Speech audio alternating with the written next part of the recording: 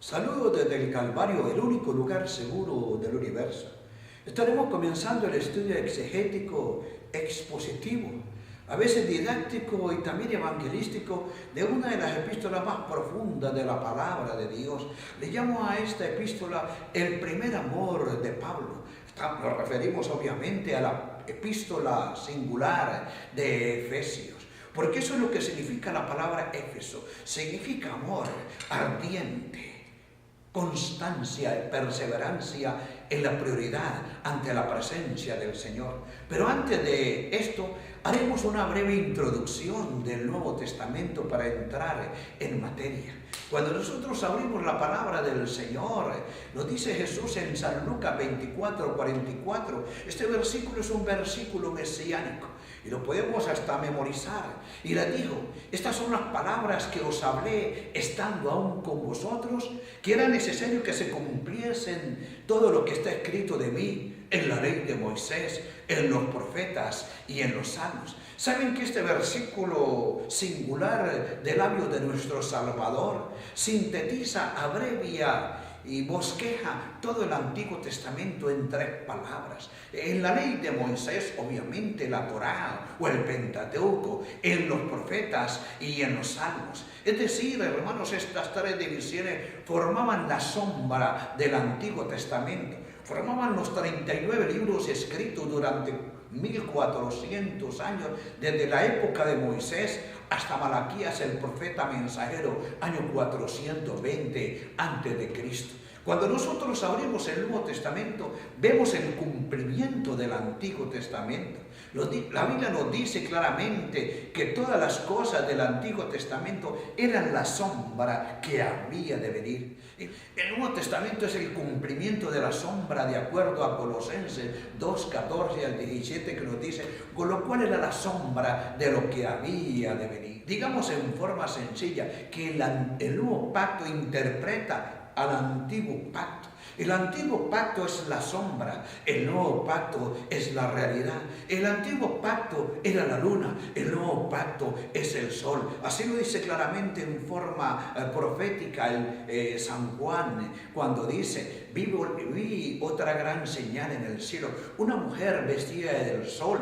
El sol es el Nuevo Pacto, con la luna debajo de sus pies. Esa luna es simplemente el Antiguo Pacto. Todos estos profetas del Antiguo Pacto, hermanos, tenían en su mente una sola palabra. Querían nada más enseñar, predicarle al pueblo antiguo testamentario la gracia encarnada. Ustedes recuerdan ese versículo tan precioso de Pedro, 1 Pedro 1:10. Los profetas que profetizaron de la gracia destinada a vosotros inquirieron y diligentemente indagaron acerca de esta gracia, acerca de esta salvación. Todas las profecías del Antiguo Testamento, mis hermanos, en su gran mayoría eran mesiánicas, apuntaban hacia la cruz del Calvario. Glorificado sea el nombre precioso del Señor. Así podemos bosquejar en forma sencilla, mis hermanos y amigos, toda la palabra de Dios, gracia.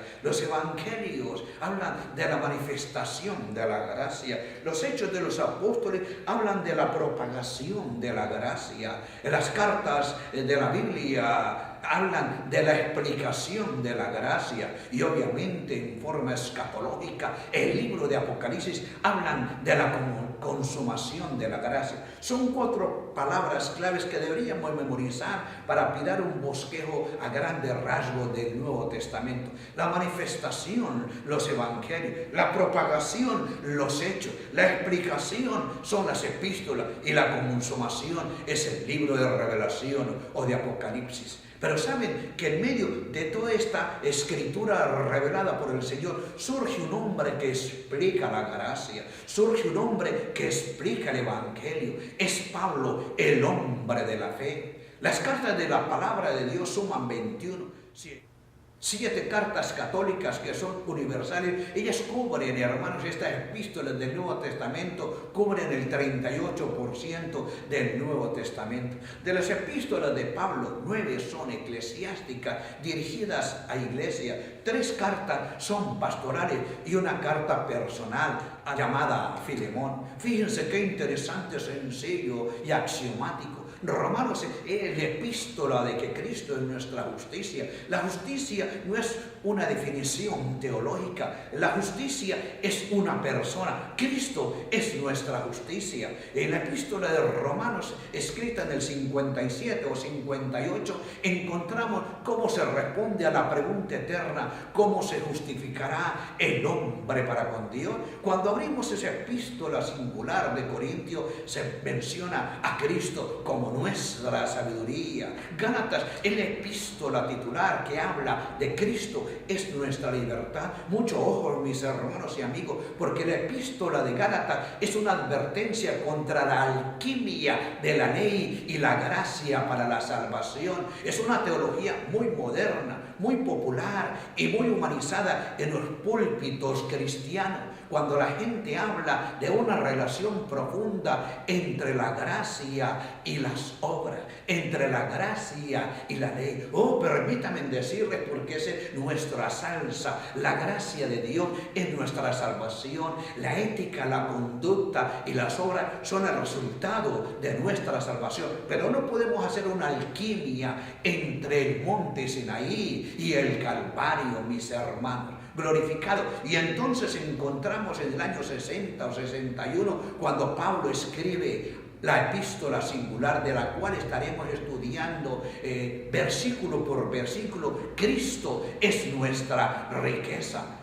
También encontramos a Filipenses, cuando Pablo, escribiendo a Filipenses, habla de que Cristo es nuestro gozo. Cuando usted lee la epístola a los Filipenses, va a encontrar 19 palabras sinónimas que hablan del gozo de la salvación. Glorificada sea la palabra del Señor en nuestros corazones. Tito, una carta pastoral, mis hermanos. La iglesia ideal. Filemón, Cristo es nuestro perdón. Qué linda. Algún día usted mira en el YouTube, va a encontrar esta epístola explicada en 30 minutos. Cristo, nuestro perdón. Donde en la epístola Filemón, una carta personal, Onésimo representa al Padre. Pablo es el intercesor que representa a Cristo, y Onésimo, que huye de la presencia de su amo, representa al pecador. Ahí estamos todos retratados en esa hermosa epístola Filemón, escrita en el año 62 después de Cristo, mis hermanos. Hebreo, Cristo, nuestro gran sumo sacerdote. Mejores promesas, mejores pactos, mejores bendiciones en la epístola de Hebreo. Si usted quiere hablar un poquito o quiere estudiar un poquito de la madurez cristiana, léase la epístola del hermano de Jesús, 5 capítulos que hablan de la madurez cristiana, cómo el cristiano maduro soporta la prueba, cómo el cristiano maduro, capítulo 2, practica la verdad, cómo el cristiano maduro, capítulo 3, domina la lengua, cómo el cristiano maduro es pacificador donde hay guerra, siembra paz, y cómo el cristiano maduro ora en las dificultades. Oh, qué linda es la palabra del Señor. Primero Pedro, año 60 después de Cristo, sufriendo por la causa y por Cristo. Y segunda de Pedro, escrita en el 66, antes de la muerte del apóstol de la esperanza, pureza en medio de la corrupción. San Juan habla de la comunión cristiana. Qué linda la palabra. Y finalmente el libro de Apocalipsis, escrito según se cree, año 91, 92, la consumación de nuestra salvación, la consumación y el regreso glorioso de Jesús, nuestro único y suficiente Salvador, mis hermanos. Génesis comienza con el pecado, pero Apocalipsis nos habla de la terminación del pecado. Génesis habla de la muerte y la destrucción. Apocalipsis habla de la vida y la eternidad. ¿Saben que Pablo escribió 14 epístolas si contásemos a Hebreos? Pero hay 5 cartas singulares especiales que fueron escritas cuando Pablo estaba en la cárcel. Tenemos a Efesios, Filipenses, Colosenses, Filemón y segunda de Timoteo. Desde la cárcel Pablo escribió Filipenses y la envió con Epafrodita, de acuerdo a la palabra Filipenses 4:8. Desde la cárcel Pablo escribió Colosenses y la envió por medio de Epafras, Colosenses 4:12. Onésimo la envió con Filemón, mis hermanos, versículo 10. Y Efesios la envió con Tíquico a través de este hombre convertido, hermanos, Efesios capítulo 6, versículo 21. Pero vamos a entrar entonces, mis hermanos, después de esta sucinta y breve introducción, a la reina de las cartas, a la chequera del creyente, porque la epístola a los Efesios es una chequera. Dios nos ha dado un cheque en blanco para que lo usemos para su honra y su gloria. No se me interprete mal, no es para que nosotros convirtamos la gracia en libertinaje, es para que vivamos conforme a la voluntad del Señor. La epístola a los Efesios es la verdadera riqueza del cielo, es el tesoro del cristiano, es el banco del cielo, donde hemos recibido las grandes bendiciones pasadas, presentes y futuros. Son las bendiciones espirituales derramadas a nosotros desde el tercer cielo, desde el trono de la gracia, desde el trono del perdón, desde el trono de la misericordia, desde la morada de nuestro amante y suficiente Salvador. ¿Saben que esta epístola, mis hermanos, tiene 155 versículos? Y esta epístola comienza diciendo: Pablo, apóstol de Jesucristo. Aquí encontramos el nombre y el autor de la epístola, Pablo. Hay muchas teorías, la alta crítica dice que posiblemente Pablo no fue el autor, pero Marción y todos estos que tratan de hacer controversia de la palabra de Dios tienen en duda que Pablo fue el autor, pero allí dice el autor, Pablo, apóstol de Jesucristo. Antes de que hablemos de Pablo según Efesios 1:1, tenemos que hablar de ese Pablo antes de su conversión, porque su nombre antes de su conversión era Saulo. Pablo, después de su conversión, Saulo, el hombre más fanático del primer siglo, de las tribus de Judá y de Benjamín. Pablo, el hombre más ferviente y más cristiano en el Nuevo Testamento. Saulo, cuando estaba en el Sinaí, viviendo las obras de la ley. Pablo, cuando habla desde el Calvario. La palabra Pablo significa pequeño. Y su nombre fue cambiado de Saulo, que significa deseado de Dios, a Pablo, que significa pequeño. Oh, mis queridos hermanos, cuando Dios nos cambia a nosotros, dice por allá la palabra apocalíptica que nos dará una piedra, una piedrejita blanca, y en esa piedrejita blanca un nombre nuevo, aquel que no conoce, sino que lo recibe. Pero mientras que nosotros hemos sido salvados por la sangre preciosa de Jesús, Dios nos ha cambiado el carácter, Dios nos ha cambiado la personalidad, Dios nos ha cambiado nuestra conducta. Nosotros somos nuevas criaturas, y dice claramente Pablo, 2 Corintios 5:17, de modo que si alguno está en Cristo, nueva criatura es. Pablo, mis hermanos, era de Tarso de Cilicia, una provincia romana, según Hechos 21:39. Pertenecía a la tribu de Benjamín, de acuerdo a Filipenses capítulo 3, versículo 5. Oh, era romano de nacimiento, Hechos 22:27. Gamaliel, Saulo de Tarso se educó a los pies de Gamaliel. ¿Saben quién era Gamaliel? La lumbre de la Torá, la lumbrera del Pentateuco. Cuando la gente miraba a Gamaliel caminando por las calles de Jerusalén, decía: ahí va la lumbrera de la Torá, ahí va la lumbrera. Era un hombre inteligentísimo, educado en el Pentateuco. ¿Saben, mis queridos hermanos, que Pablo era el judío más fanático del primer siglo? El fanático mata por Cristo, el fanático mata por su religión, el fanático mata por sus ideas, el fanático es esclavo de sus propias ideas. Nos dice la palabra del Señor que Pablo era de fariseo, circuncidado al 8º día, de la tribu de Benjamín. En cuanto a la ley, las obras de la ley, era irreprensible. Pero después de su conversión, mis hermanos, Pablo fue preso cuando iba camino de Jerusalén a Damasco, más de 200 millas, para apresar a los del camino. Pablo fue preso en el camino a Damasco, mis hermanos. Y allí encontramos en la Biblia, en el Nuevo Testamento, 2 o 3 veces que Pablo habla de su conversión. Oh, les pregunto, mis queridos hermanos, en forma pragmática, ¿de qué se convirtió Pablo? ¿De qué lo convirtió el Señor? Pues hermano, perdonen, pero Pablo no era un hombre que vivía en la promiscuidad sexual porque tenía el don de continencia. No le llamaba la atención el sexo opuesto. Pablo no era un borracho. Pablo no era un despilfarrador. Pablo era un hombre que tenía una conducta ante el Sanedrín perfecta. Y él decía, en cuanto a la ley, irreprensible, mis hermanos. Pero yo le pregunto, ¿cuán bueno es ser bueno delante de la presencia de Dios? Le presento a un hombre que era bueno en la sociedad, era un hombre bueno en el sentido horizontal, era bueno con la nación judía, pero era malo ante la presencia del Señor. Les pregunto a ustedes, mis hermanos, ¿de qué se convirtió San Pablo? Cuando Pablo habla de su conversión, saben que nosotros gastamos horas y horas en la iglesia hablando de nuestro cochinero, perdonen la expresión un poco llana y castiza, hablando nada más de nuestras inmundicias, de que era un borracho, era un drogadicto, era un hombre malediciente. Les pregunto, ¿de qué se convirtió San Pablo? Si usted mira ya en Filipenses el capítulo 3, Saulo cuando vivía en el Sinaí, Saulo cuando era el fanático, vamos a encontrar algo diferente en la conversión de San Pablo. En Filipenses 3, Pablo en forma teológica habla de su conversión. Filipenses capítulo 3, versículos 8 y 9.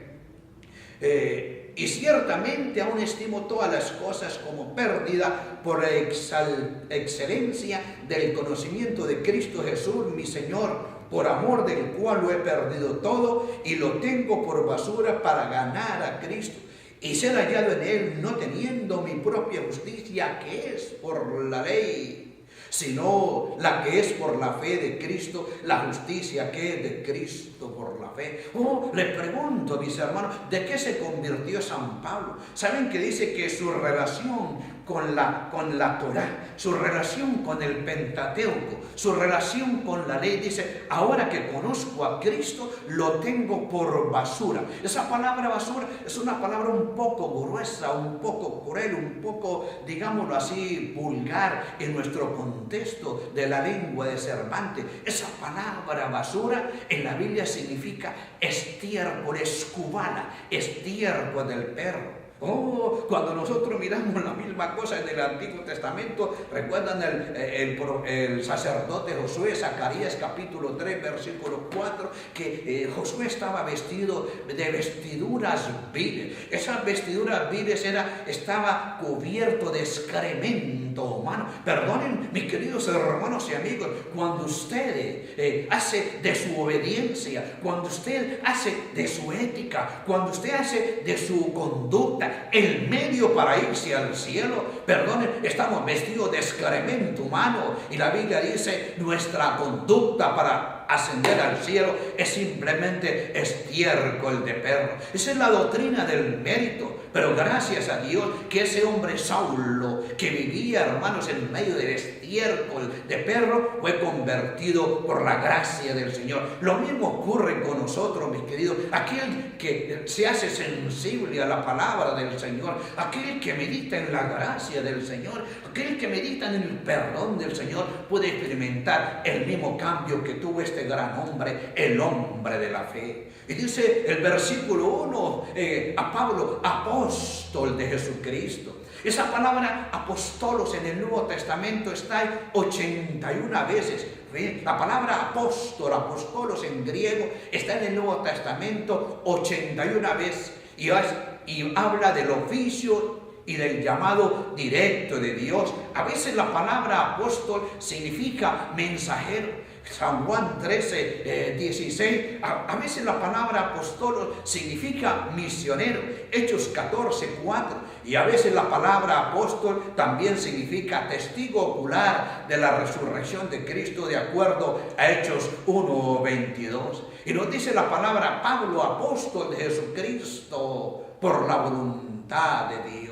Por la voluntad, el Padre lo escogió en la eternidad, mis hermanos. Dice claramente Efesios 1:4, que después tendremos el privilegio de hablar de esto. Según nos escogió en Él antes de la fundación del mundo, para que fuésemos santos y sin mancha mancha delante de él. El Padre escogió a Pablo, a Saulo de Tarso, en la misma eternidad, pero en el elemento tiempo el Hijo lo llamó de acuerdo a Hechos 9:6, y dice Gálatas capítulo 1 versículo 15 que fue elegido desde el vientre de su propia madre. Esos son los planos soberanos de nuestro buen Papá Dios. Oh, mis hermanos, nos dice la Biblia que nosotros también fuimos elegidos por la voluntad de Dios, según el puro afecto de su voluntad. Oh, hermanos, nuestra salvación, digámoslo así, se gestó. Nuestra salvación, hermanos, se incubó en la misma eternidad, según nos escogió en él antes de la fundación del mundo. Hermanos, nosotros tenemos esa bendición grandísima de la salvación a través de Jesucristo. Pero déjenme hacer un pequeño paréntesis. Hay una proliferación de apóstoles autoproclamados en el mundo contemporáneo. No saben exactamente lo que significa la palabra apóstol. A veces se autodominan apóstoles para llamar la atención y prestar y ganar autoridad. Pero mis hermanos, en el contexto del primer siglo, el apóstol estaba encargado de predicar una sola cosa: el evangelio. El apóstol era un experto en enseñar y era un maestro en la oración. Hacía milagros, establecía iglesias de acuerdo a Hechos 14:23. ¿Saben que los apóstoles era el oficio más alto de la iglesia? Tenían que haber tenido un conocimiento directo de Jesús. Debieron haber sido testigos de su resurrección de acuerdo a Hechos 1:21. Era un oficio, era un llamado directamente por Jesús de acuerdo a Marcos 3. Y escogió a los que él quiso y los llamó discípulos y más tarde apóstoles. Varios de los apóstoles fueron agiógrafos, es decir, escribieron por inspiración la palabra del Señor. Fueron los testigos oculares de los milagros y la resurrección de Jesucristo. Quiero decirles en forma pausada, nosotros podemos ser llamados apóstoles en sentido figurado, porque se nos ha encomendado una misión, hemos sido enviados a predicar la palabra. Pero es mejor, para no confundir al pueblo, evitar darnos el título de ellos, de apóstoles, hermanos, porque la gente no entiende. Era un oficio directo de Dios. Los apóstoles terminaron con San Juan de acuerdo a la palabra del Señor. Oh, ustedes recuerdan lo que dice Efesios capítulo 4, el versículo 11, hablando de los apóstoles, y a unos estableció apóstoles y profetas. Y dice Gálatas capítulo 2, edificado sobre el fundamento de los apóstoles, siendo la principal piedra del ángulo Jesucristo. ¿Saben cuál es el fundamento de los apóstoles? 1 Corintios 12:28. El fundamento de los apóstoles es Cristo Jesús. El fundamento de los apóstoles era de acuerdo a la palabra del Señor. 1 Corintios 3:11. Cristo es el fundamento. Y debe ser el fundamento de todo cristiano. Debe ser el fundamento de todo predicador, debe ser el fundamento de todos los maestros que tenemos en el cuerpo de Cristo. Glorificado sea el nombre del Señor. Y dice Pablo, apóstol de Jesucristo por la voluntad de Dios, doble autoridad. Número 1, era apóstol de Jesucristo. Número 2, por la voluntad de Dios. ¿Saben lo que dice Gálatas 1:1 cuando Pablo explica sus credenciales divinas? No por hombres ni por medio de hombres. El llamado de Pablo fue en forma vertical, no en forma horizontal como nosotros, que a veces hemos sido llamados por medio de organizaciones humanas. Voluntad de Dios, por la voluntad de Dios. Pablo, apóstol de Cristo, no por aspiración, no por usurpación. Tengo la impresión de que Pablo hace alusión al caso de Matías, cuando estando los discípulos allá en el aposento, les pareció a ellos elegir un sucesor y echaron suerte sobre Matías. Oh, mis hermanos, el llamado de Pablo fue totalmente vertical, fue por la divina elección y por la preparación del Señor. 14 años en el desierto de Arabia, escuchando, estudiando por revelación directa de Dios este hermoso mensaje. por la voluntad del Padre Celestial. A veces hablamos de la voluntad y pensamos en conducta. A veces hablamos de la voluntad de Dios y pensamos en nuestras buenas obras. Perdonen, pero la voluntad de Dios no es ética. La voluntad de Dios es el supremo llamamiento del Señor. ¿Ustedes recuerdan lo que dice Mateo 7:21? No todo el que me dice Señor, Señor entrará en el reino de los cielos, sino aquel que hiciere la voluntad de mi Padre que está en los cielos. ¿Sabe? La voluntad de Dios no es ética. La voluntad de Dios no es obediencia. Sí se puede aplicar, pero fíjense lo que dice San Juan, el capítulo 6, cómo nos habla el cielo de esa voluntad. Cuando los judíos se acercaron donde Jesús, le preguntaron en forma sencilla, San Juan capítulo 6, versículo 28. Entonces le dijeron, ¿qué debemos hacer para poner en práctica las obras de Dios?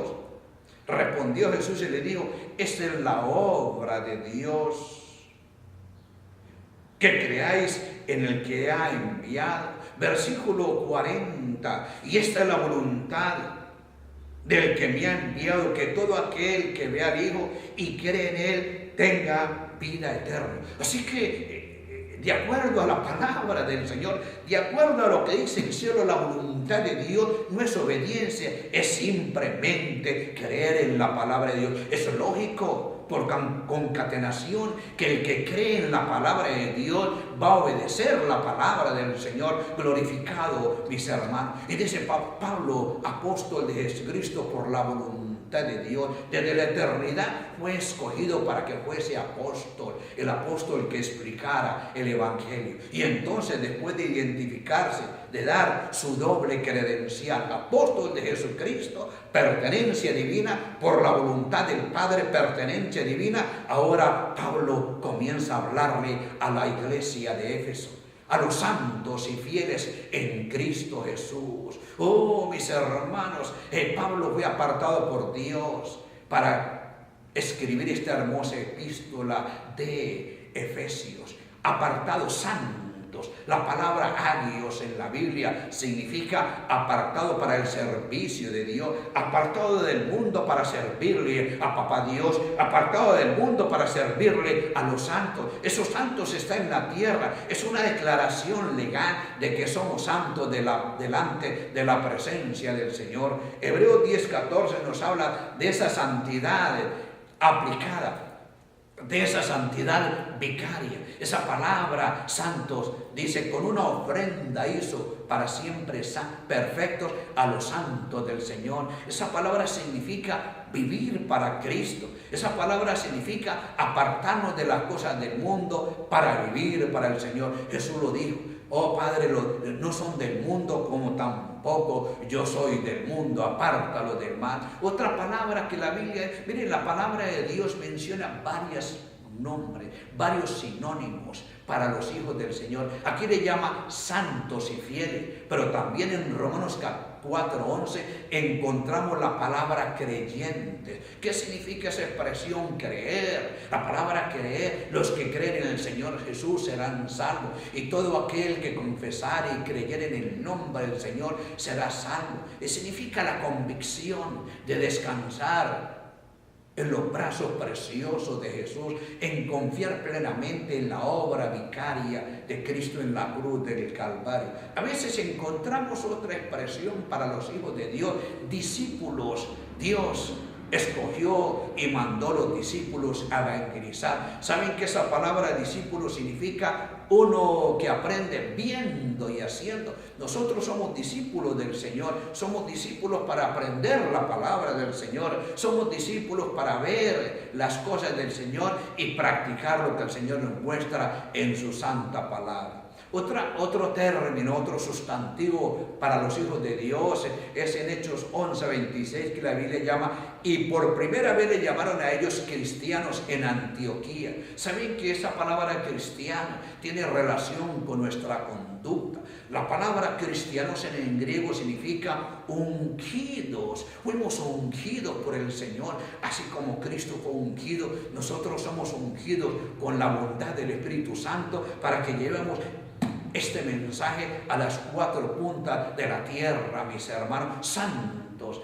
Somos declarados santos en virtud de la vida perfecta de Cristo, nuestro carácter sagrado, mis hermanos. Oh, escuchen lo siguiente, mis queridos hermanos, somos hijos de Dios. Somos hijos de Dios. Mirad cuál amor nos ha dado el Padre, que seamos llamados hijos de Dios. Somos hijos de Dios por adopción. Dice claramente Romanos 8, 15 y 16 que nosotros fuimos adoptados en la familia de Dios. Y entonces tenemos el privilegio de llamar al Señor Abba, Padre. Podemos decirle Papá Dios. Por eso con respeto, con confianza, admiración y reverencia y adoración podemos decir Papá Dios. Podemos decirle a Jesús nuestro hermano mayor, y podemos decirle al Espíritu Santo nuestro Consolador. Estamos completos en el Señor solamente por la gracia de Dios, mis queridos hermanos. Perdonen, esa palabra hijo de Dios solamente se aplica a los que han pasado por la cruz del Calvario.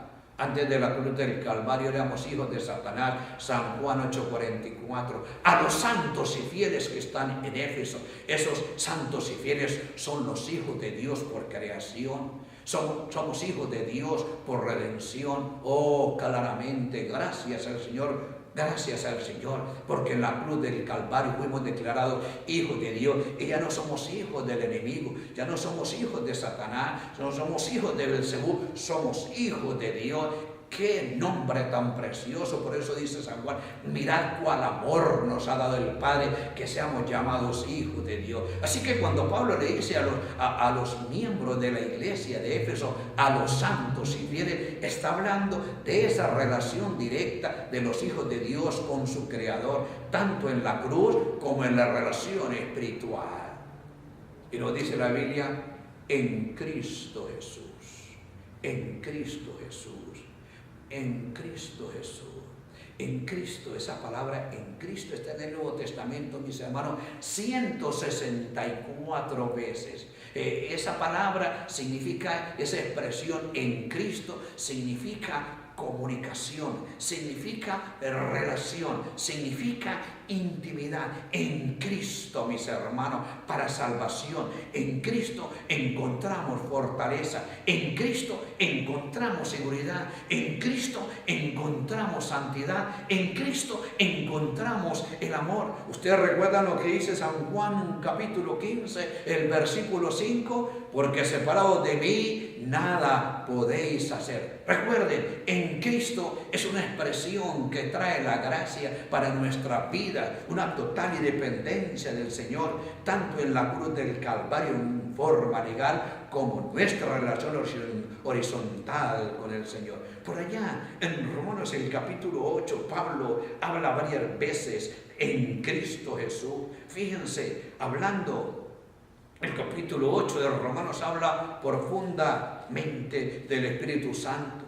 Y antes dice claramente San Pablo en Romanos 8, 38 y 39, por lo cual estoy seguro de que ni la muerte, ni la vida, ni ángeles, ni principados, ni potestades, ni lo presente, ni lo porvenir, ni lo alto, ni lo bajo, ni ninguna otra cosa separada nos podrá, ni lo alto, ni lo profundo, ni ninguna otra cosa creada nos podrá separar del amor de Dios, que es en Cristo Jesús, Señor nuestro. En Cristo, hermanos, somos más que vencedores.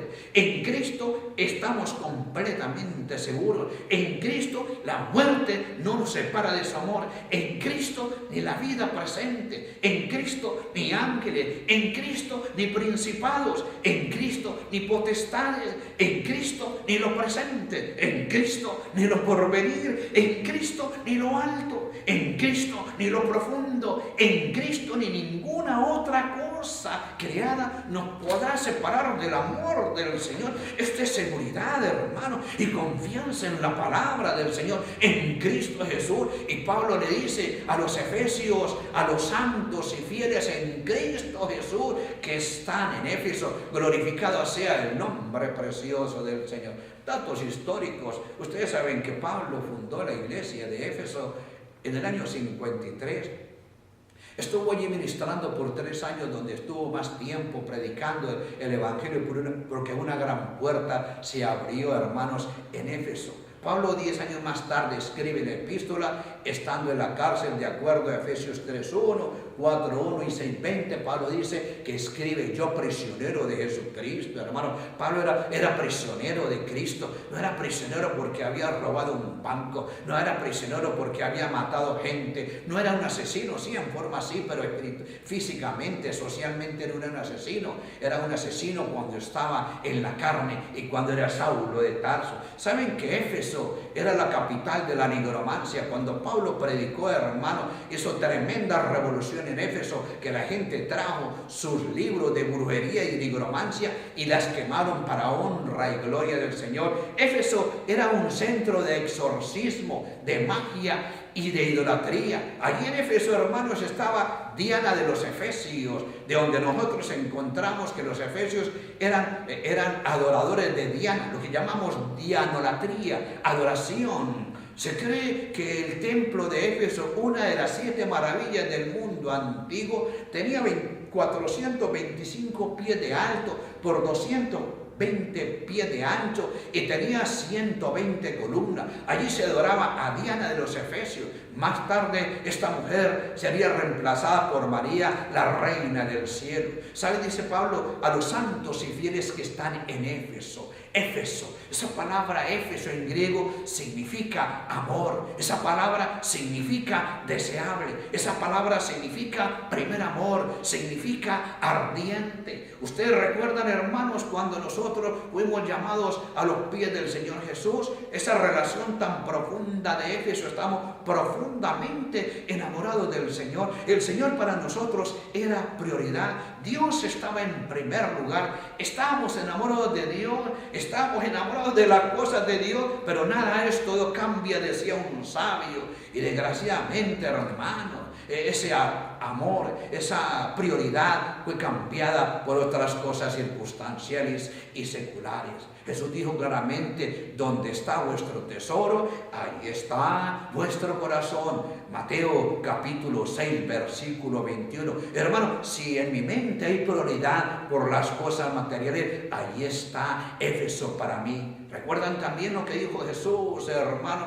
Pero tengo contra ti que has dejado tu primer amor. Es un pecado grave delante de Dios, colocar a Dios en segundo lugar. Nuestra prioridad, mis hermanos, es Jesús, nuestro único y suficiente Salvador. Por eso dice claramente la Biblia: amarás al Señor tu Dios con todo tu corazón, con toda tu fuerza y con toda tu alma. Oh, hermano, yo le pregunto, ¿está usted en Éfeso?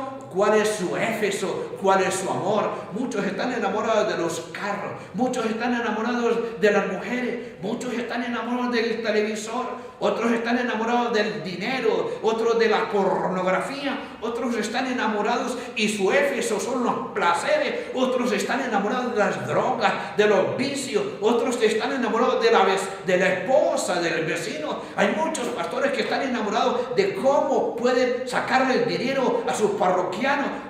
Unos están enamorados de sí mismos, son narcisistas, han colocado otras cosas en lugar de Dios. Esa epístola está dirigida a aquellos que podemos estar con la gracia y el poder de Dios en Éfeso, a los santos que están en Éfeso. Yo le invito, mi querido hermano, regresemos a Éfeso. Yo le invito a que regresemos al primer amor. Yo le invito a que regresemos a la prioridad, más buscar el reino de Dios y su justicia primeramente. Oh, yo le invito a que regresemos a Éfeso, porque en Éfeso tenemos bendición, en Éfeso tenemos comunión, en Éfeso tenemos comunicación con el Señor. Recuerde, cualquier cosa que reemplaza a Dios es simplemente pecado. Pablo, apóstol de Jesucristo por la voluntad de Dios, a los santos y fieles en Cristo que están en Éfeso: Dios les bendiga, Dios les guarde. Es el deseo sincero de la iglesia de la gracia divina. Usted puede buscar, mi querido amigo, en el internet el siguiente estudio, Efesios 1:2. Estaremos con la ayuda de Papá Dios con la ayuda de nuestro amante y suficiente Salvador y con la iluminación, no revelación, con la iluminación del Espíritu del Señor, estudiar, explicar en forma sencilla y breve esta hermosa epístola, una de las más profundas del hombre de la fe, del hombre convertido en la cruz del Calvario, Pablo. Dios bendiga la palabra de Pablo a través de su lectura y el estudio de este mensaje del Señor. Dios los bendiga, es el deseo sincero de la iglesia.